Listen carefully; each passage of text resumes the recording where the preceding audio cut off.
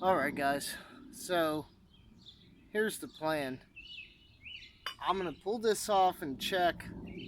If I run into any other parts problems, I'm probably not going to do the rear today, just because I've been working on it all morning. It's into the late afternoon now, and it's just killer hot out here. Sun is very bright. It's not too hot temperature wise, but just sitting here on this black driveway, sun beating down on me. And once you're at this point, you've maybe put some PB Blaster or some kind of WD-40 around the openings here, on the studs. If you have jack bolts, I'm not expecting the jack bolts to do me any good, but we'll see. On the back plating here, the dust cover shield, there should be a little rubber plug, looks like this.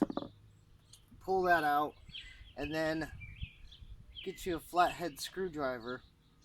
There's gonna be like a little wheel in there. You'll see more later. It's basically like the tensioner for it's like a slip cylinder. Basically, as like with the front, as things wear, the cylinder expands. This spindle only moves relatively one way under operating conditions, and it spaces the brake pads out, shoes in this case, to allow them to make contact as they wear. So it basically spreads out. So what we have to do to be able to get this drum off is to turn that. I want to say it's reverse threaded, so we'll have to actually tighten it to loosen it in directions. But that should compress it, bring some of that grip off the pads to where we can get this off and then really see what we are working with under here. So I'm going to attempt to do that now. That's really weird. I don't feel anything. Experience tells me this thing's not going to come off if I don't do that.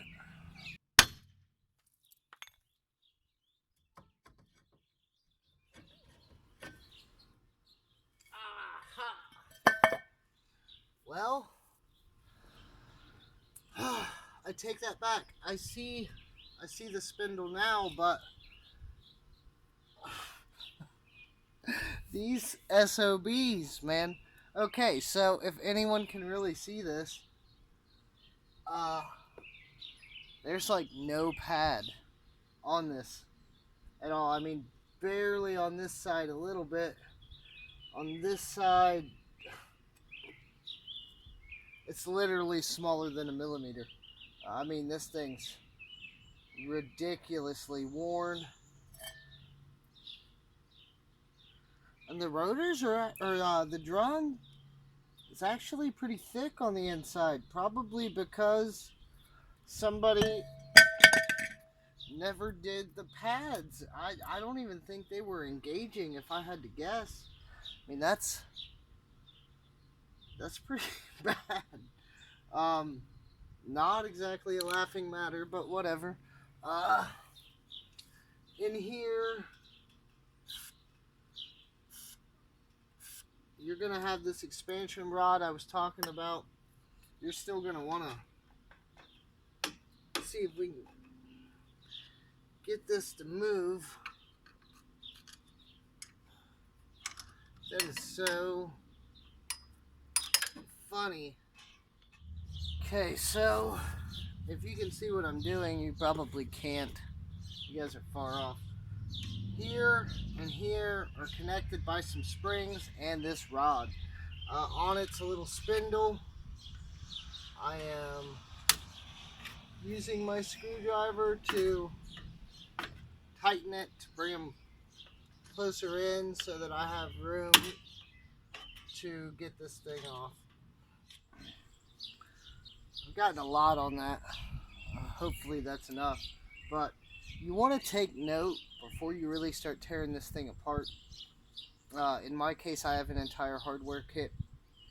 So we're going to be replacing all that as long as things go okay.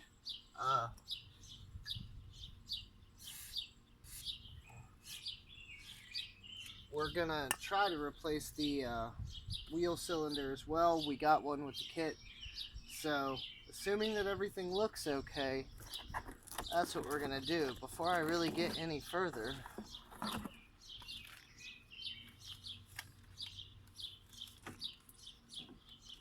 okay, yeah, our shoes look good, so chances are they didn't change anything with the rear drums on this year, like they did on the front to us. So it looks like we're good.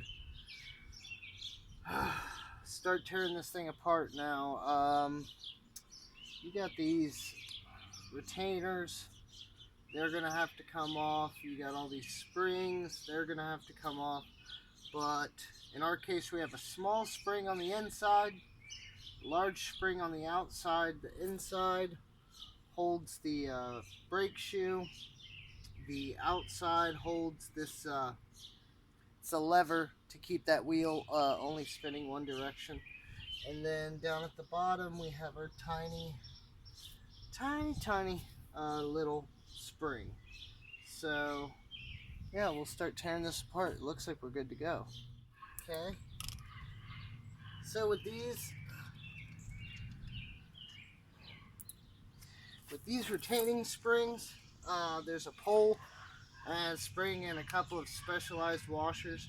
Basically, all you do is grab it, make sure you're holding the back of that pin, and then turn it about 90 degrees. That's going to line up the slot, allow it to come off here. And we have all new hardware for this too, so we can take all of that out. That's it. We got it all out. This is getting replaced. We should be doing the wheel cylinder, but you guys want to look at that.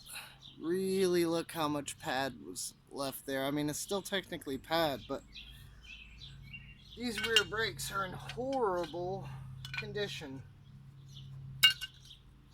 And we need this bracket. That's what keeps this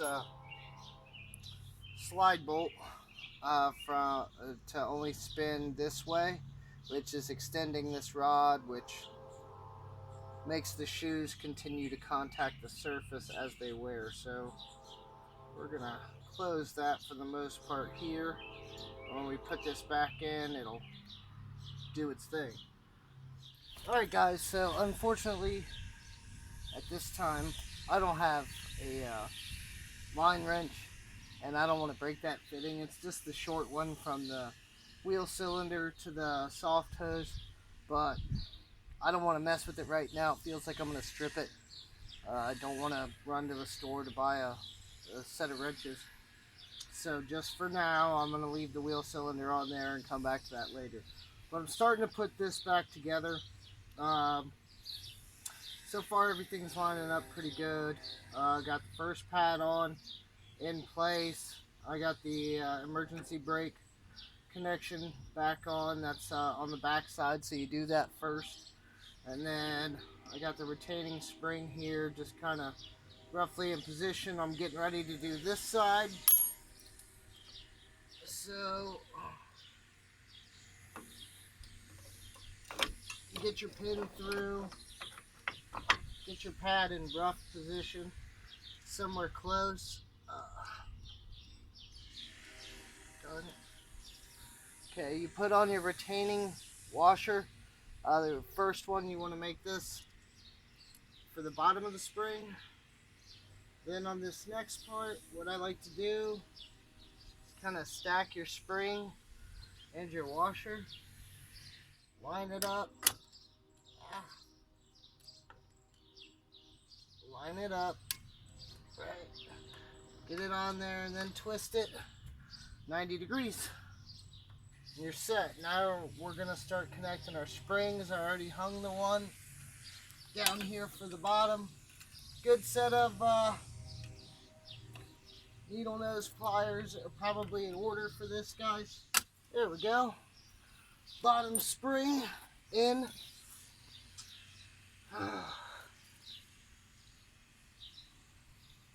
Now remember, got to get this. You got to get this in here too. So we put that on. That's going to actually attach to the outer spring. The inner spring's going on the inside between the two pads. You want to do your short end first. So we're going to get that in there, loop it around the hole.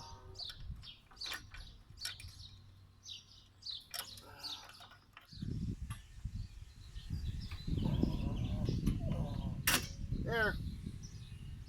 All done.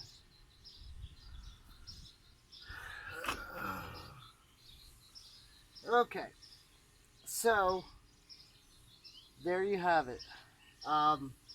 Stretch. Some of these springs are real tight, guys. Just got to do your best. Needle nose pliers help. I mean, if you had a set of those needle nose vice grips, that might work even better for having a secure hold of the spring.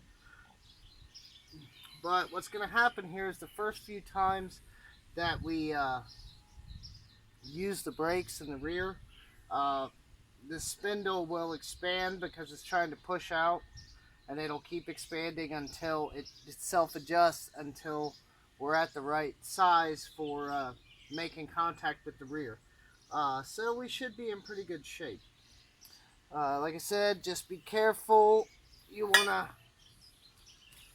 what I do with my brake clean, you want to get the brake clean and spray the inside of your shoe or your drum.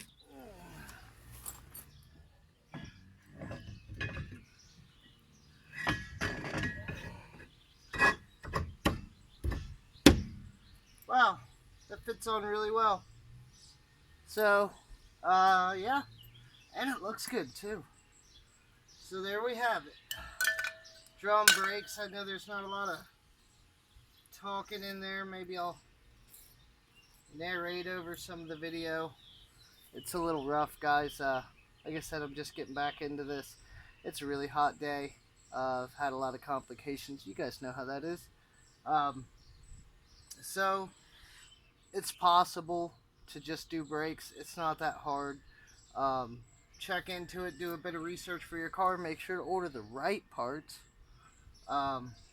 Yeah, I ordered the kit with that, and I checked it, and I ordered the wrong year, but you still wouldn't think that there'd be a difference. I suspect that they sent me the disc brake kit for the rear, assuming I had the 6-cylinder somehow, and I had the upgraded all-disc brakes. So I'm not sure. I'm really not sure what happened there. But I got them on there now, and everything's good. This is all set. Gonna do the other side. If I really feel froggy, I'm gonna do an oil change today. It kind of needs it. So, yeah, that's what I got, guys. It's totally possible to do your own brakes. It's really not that hard. Start wrenching.